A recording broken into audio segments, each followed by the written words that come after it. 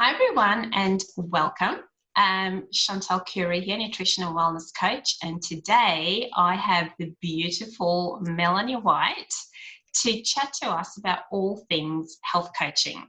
So before we get into it, I just really wanted to give Melanie a bit of an introduction, and then she can tell us a little bit more about herself. So Melanie White is a board certified wellness coach, coach trainer, business coach. Melanie loves change and loves helping people to do that successfully. And she ultimately believes that our habits are shaping our lives, and so therefore it's the obvious place to start. So not only is that Melanie's awesome autobiography, but she's also my coach and mentor, and she was my trainer as I was going through my training. So it's just perfect, really, to have her talking about all of this. So thank you for joining us, Melanie. Thanks, Chantal. I'm excited to be here and to be talking about something that is close to my heart and really important for our future. Awesome. So maybe why not, let's just give a start. If you can tell us a little bit of your background and coming into being a wellness coach as well. Sure. I started my career as a biologist. I co-founded and built a fairly big company, and I was the general manager of that company. And then in 2007, my husband and I decided to leave Perth and move to the other side of Australia. We basically picked a spot, bought a house, and then went back to Perth and transitioned out of our businesses over a 2-year period and moved, which was a little bit crazy, but I said I like change, so I did. And let's just throw a big one in there. I know, and it's really confronting. I think of all the people in isolation right now, and I know what you're going through, because when suddenly you're at home 24/7 with your partner, and you don't know anybody, and you can't, which was kind of the equivalent of being locked down, I suppose. Can you imagine? Yeah. All of your long-term relationships are gone and you have to start again. You've gone from hero to zero. Anyway, that's the background. And then I decided I'd dabble in personal training for a little bit. And I saw that health and wellness coaching was a continuing education course. It wasn't really very well known in Australia back then, 2009. So I quite like new and interesting things and thought I'd give it a go. The rest is history. Awesome. I know. And it's like, even, when that started on my journey, I hadn't really heard of health and wellness coaching either. But I guess I was in that transition phase of, I'd gone through my journey. I knew what was the missing link. I didn't necessarily want to go and study another degree in naturopathy or something, because that wasn't where, but there was this gap that I could see that I had in my journey, and that probably 90% of the rest of the population has as well. So it was really exciting. So kind of with that in mind, I would love you to really, I guess, draw some more on what do you see as the role of a health and wellness coach in our modern world today? It's a great question, and as you say, you can go down that degree path of naturopathy or exercise physiology or something, but what I learned through being a personal trainer is that telling people what to do doesn't work. People think that's what they want, and when you tell them what to do, they go, I'm not doing that. And then you think, well, what am I doing here? What's my role? And so what I love about health coaching is that we just facilitate other people's greatness. We get to draw out of them their own answers, so that they own them, so that they can become their own masters and take responsibility. And I think that's so powerful.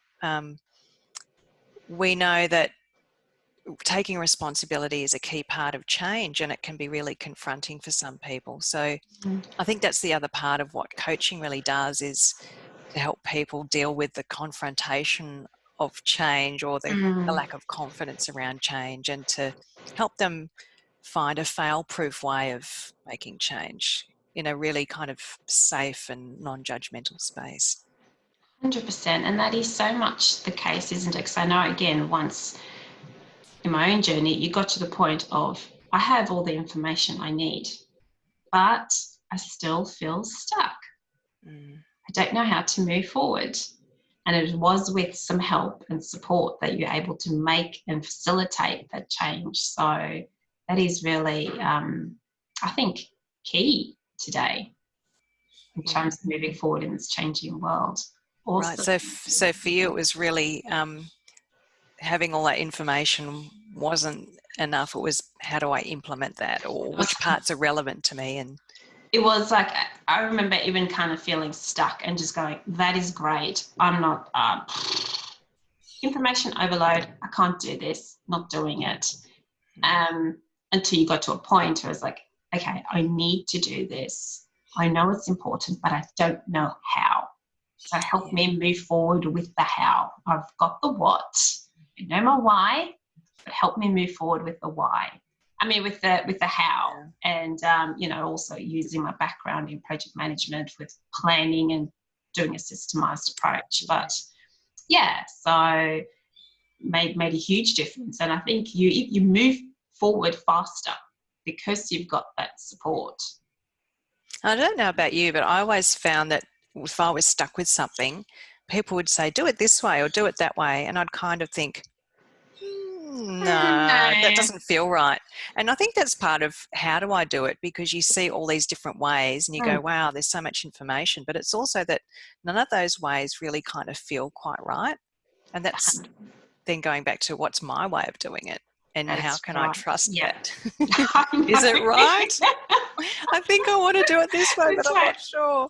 I know. I mean, that's also, and I think when you have that support and that level of accountability, it's okay to feel those things, because you've kind of got someone holding you up to go, it's okay. If we fall off, we come back on again. Or that way doesn't work, we come another way. Whereas I think when you're trying to do the journey by yourself, it feels like an all or nothing. It feels like, oh my God, if I make the wrong mistake, or if I go, it's the end. Yeah. And I know that was certainly a little bit how I felt from time to time. It can be a lot of guilt, or feeling not good enough, or I failed again. And without someone there to kind of help you get perspective on those things. Or even see your blind spots. Oh, yeah. Because when you're in the soup, you can't see it, right? So this is always useful to have that what's that, overarching observer. Oh, yeah. Actually, just as you said that, it reminded me of a time I went to a coach, and she said, I was saying something about needing to be productive, and she said, why do you have to be productive? And I went, I don't know.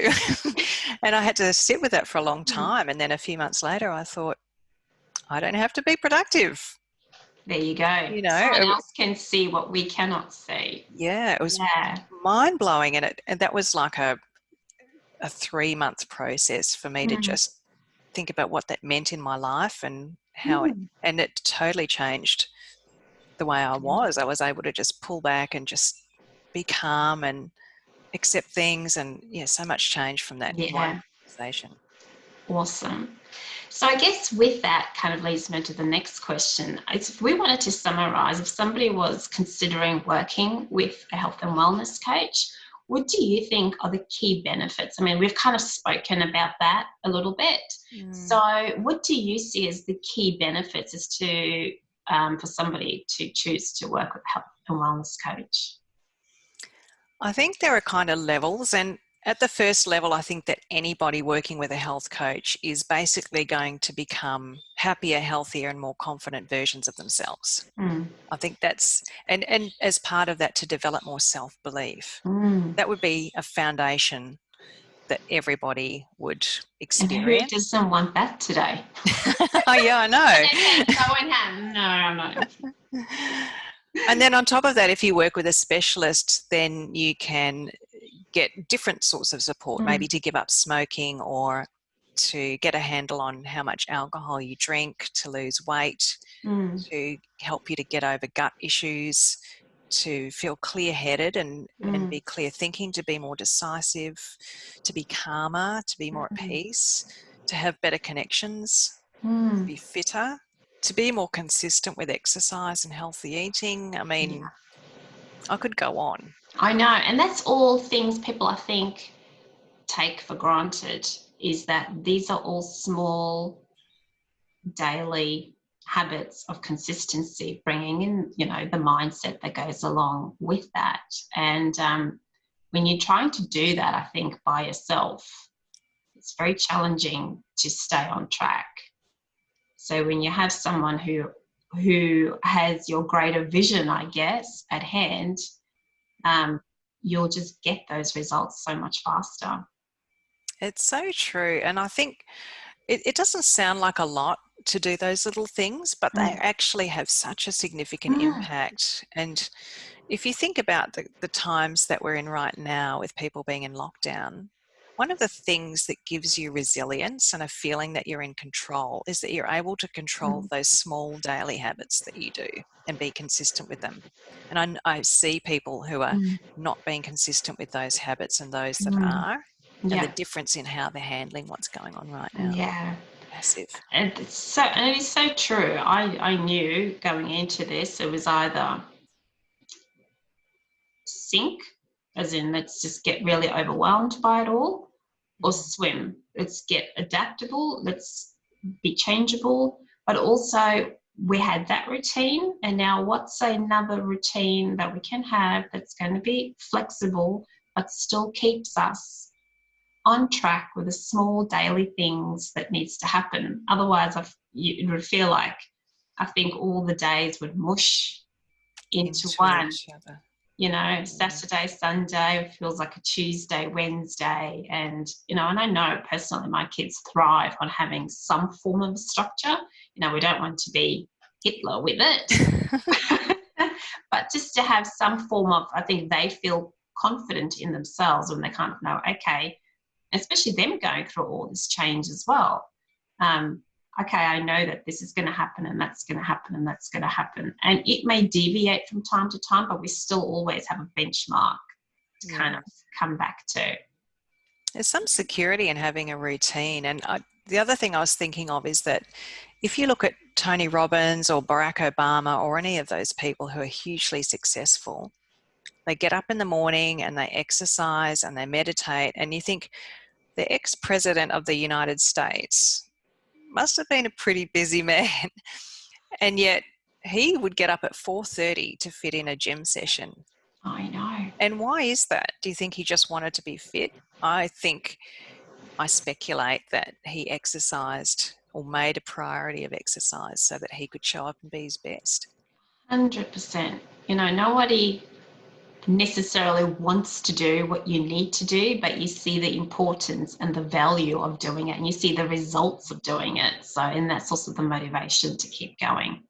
And I say, hey, if it's successful for those people, why not bring it into our normal lives? Like, who doesn't want to have success in every area of life? Yeah. Yeah. So I know that you have a huge vision for health and wellness coaches, and I would love for you to share what your vision for health coaching in this world is. Wow, this could get ranty. That's okay. I want you to get ranty. We're a small industry right now, and so I'm tempering my numbers a little bit, but I would like to help this year 1,000 health and wellness coaches to each reach 1,000 people. Mm-hmm. And when I say reach, I'm talking about helping them to change their lifestyle habits Mm. so that they can be healthier, happier, and more confident. And I reckon that's going to have a massive impact on our economy, on the Mm. burden on our health system, on the way people treat each other every day, on the way that we operate in the world and what's possible, innovation, how we show up for work, our Mm. work-life balance.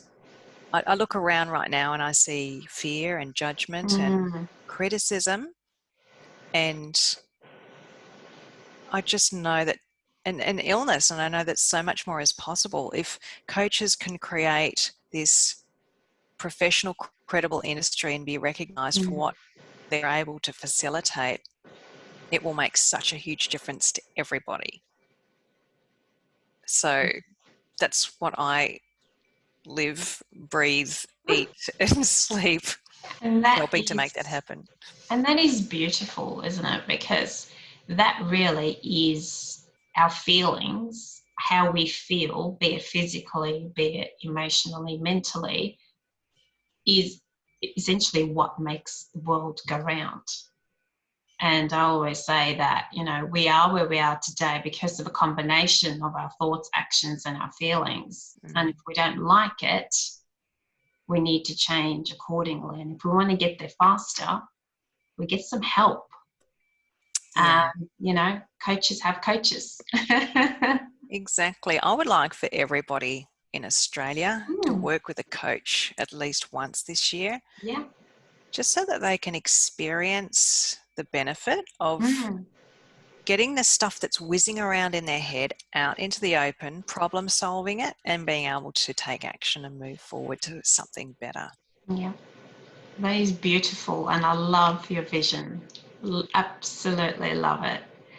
So, is there where can people reach you, Melanie? How can people reach you? Probably the best place is my website, which is www.melaniejwhite.com. There's all sorts of interesting and strange things there, so feel free to go and have a look. I've got Awesome. a podcast and a blog and all sorts of Okay. things. Awesome. I will put that information down anyways. So I just wanted to thank you so much for taking some time out of your busy schedule to chat to me about all things health and wellness coaching and sharing what I know. I just know you've got so much conviction for your vision, and I just know it's going to happen. Thank you for having me, Chantel, and You're together we welcome. can make a big difference. So let's go and do that. Let's go and do it. Thank you so much, my love. Thank you. Take care, and bye for now. Bye.